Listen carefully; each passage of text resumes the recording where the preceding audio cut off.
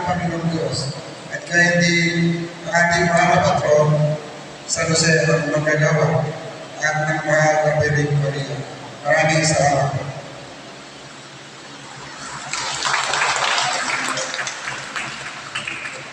Ang simbolong ito na palihatag ni San Jose Manggagawa ay sinasali na natin sa bagong Hermana ngayon.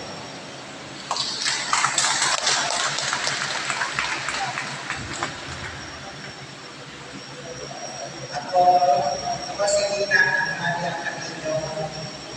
Sa ngalan ng Diyos at ng Kanyang Sambayanan, aking pinamulgat na magiging Hermano Payon, magkapistahan ang lahat ng patron San Jose ang Manggagawa 2026.